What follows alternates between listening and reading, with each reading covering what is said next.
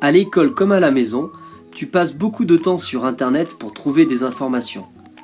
Cette vidéo va te permettre d'avoir une méthode pour rechercher et identifier un site Internet. Comme près de 90% des internautes français, tu utilises sûrement le moteur de recherche Google pour faire tes recherches. Il faut que tu saches qu'il existe d'autres moyens de chercher une information. Tu peux par exemple utiliser les moteurs de recherche qui apparaissent sur cette page. Imaginons maintenant que ton professeur te demande de faire une recherche sur Emmanuel Macron, le nouveau président de la République.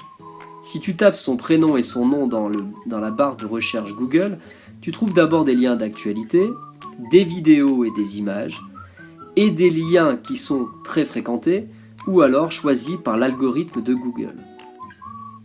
Pour que ta recherche soit plus précise, tu peux ajouter le signe plus et un autre mot-clé.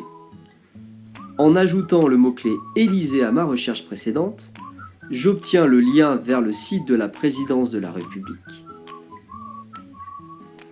Sur le site, j'obtiens dès la page d'accueil une photographie officielle du président, ainsi que sa biographie. Sur le site de l'Élysée, il y a des onglets comme sur n'importe quel site internet. Les onglets te permettent de naviguer sur le site et de te repérer. Mais si tu observes la flèche orange et l'encadré rouge, il y a également des éléments qui te permettent d'identifier à coup sûr le site sur lequel tu te trouves. Pour savoir où tu mets les pieds quand tu atterris sur un site internet, il est important que tu regardes dans la barre en haut de ton navigateur ce que l'on appelle l'adresse URL. Elle commence toujours par les 3 W et tu trouves ensuite des informations relatives au site. Par exemple, si tu trouves .gouv dans l'adresse URL d'un site, tu te trouves sur un site officiel de l'État français. Si tu vois .fr dans l'adresse, tu es sur un site français et ces informations te permettent de te repérer un peu plus facilement. Un site internet est tenu d'avoir des mentions légales afin que chaque internaute puisse identifier clairement qui est l'auteur du site.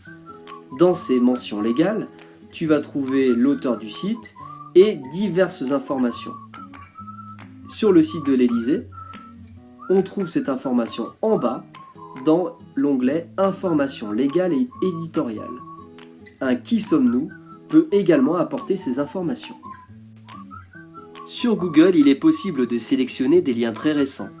En cliquant sur Date, tu peux sélectionner des liens d'il y a moins d'1 heure, moins de 24 heures, moins d'1 semaine. Ainsi, tu as la garantie d'avoir des nouvelles fraîches. Les réseaux sociaux que tu utilises sont devenus de véritables sources d'informations. Sur Twitter, dans la barre de recherche, il te faut utiliser le signe hashtag suivi du nom d'un sujet pour mener à bien une recherche. Tu vas trouver des informations fiables, mais également des opinions de la part des utilisateurs. Il te faudra rester vigilant sur ce que ces utilisateurs publient. Par exemple, si tu cherches des informations sur l'épouse du président de la République, Brigitte Macron, il est possible que tu tombes sur des comptes parodiques. Le compte Brigitte Macaron en est un. C'est d'ailleurs indiqué tout en haut de la page. Tu ne verras donc pas des informations sur le fil de ce compte, mais plutôt des plaisanteries. Il est donc nécessaire de rester vigilant quand on fait une recherche sur Internet.